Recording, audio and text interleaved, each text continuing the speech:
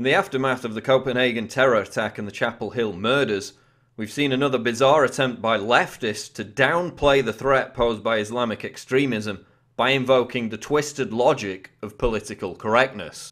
Russell Brand's video today exemplifies this argument. We're looking at two sets of murders. One by Omar El-Hussein, committed in Copenhagen, is a convenient murder because it goes along with the media narrative that Muslims are dangerous and Islam is a violent faith. So this set of murders gets a lot of coverage. And the second set of murders on Chapel Hill in America against 3 Muslims, perpetrated by a man called Craig Stephen Hicks, gets less airtime and is being covered in a completely different way because it conflicts with that narrative. So the grievance is, why is the media treating the Copenhagen shootings carried out by a Muslim as an act of terrorism, whereas the Chapel Hill killings carried out by a white atheist are merely being treated as murders? Well, it's very simple, and it comes down to the very definition of the word terrorism, the unofficial or unauthorized use of violence and intimidation in the pursuit of political aims. The Copenhagen attack targeted a free speech seminar attended by Swedish cartoonist Lars Vilks, who had drawn images of the Prophet Muhammad. As the Danish Prime Minister said, it was a politically motivated attack and thereby it was a terrorist attack. In contrast, police say Chapel Hill shooter Craig Hicks killed his victims over a parking dispute, and indeed Hicks had a history of intimidation and threats of violence over what appears to be an obsessive-compulsive disorder about parking disputes.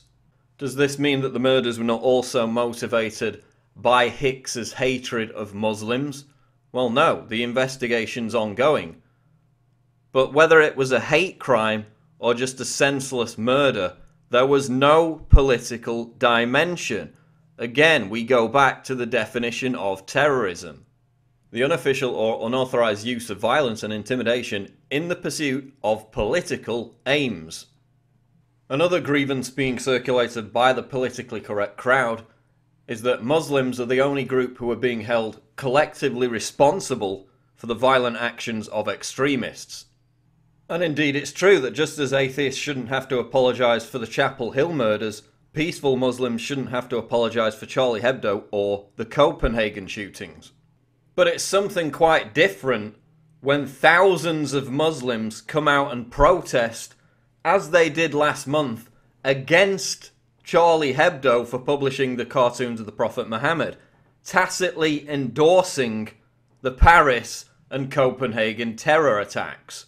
All over the world, from Britain to Pakistan to India to Turkey to the Philippines, Muslims came out in their thousands not to protest against the Charlie Hebdo killers, but to protest against Charlie Hebdo for publishing the cartoons, to demonstrate against free speech.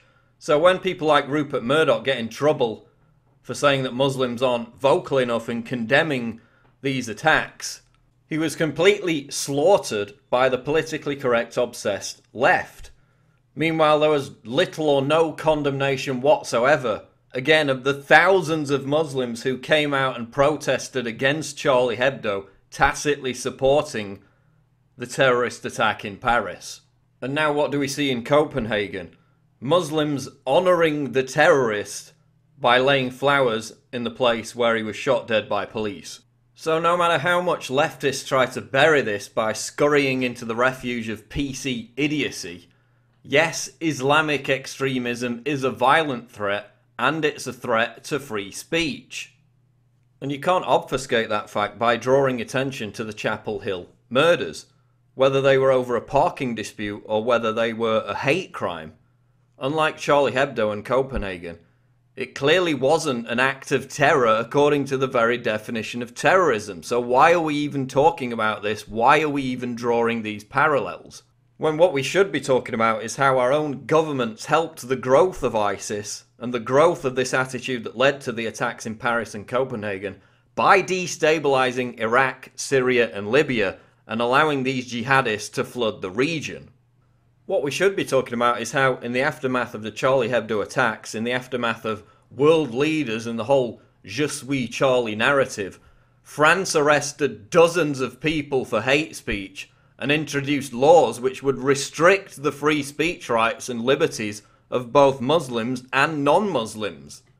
But no, we're not talking about any of this, and leftists are more obsessed with appearing politically correct and trendy by jumping on the latest Twitter-contrived outrage in comparing Chapel Hill to Copenhagen when there's no comparison to be made. And another point, there aren't legions of atheists waiting to go out and attack mosques and kill Muslims because of their belief system. But there are significant numbers of extremist Islamists who are willing to go out and attack icons of free speech and kill Westerners because of their belief system.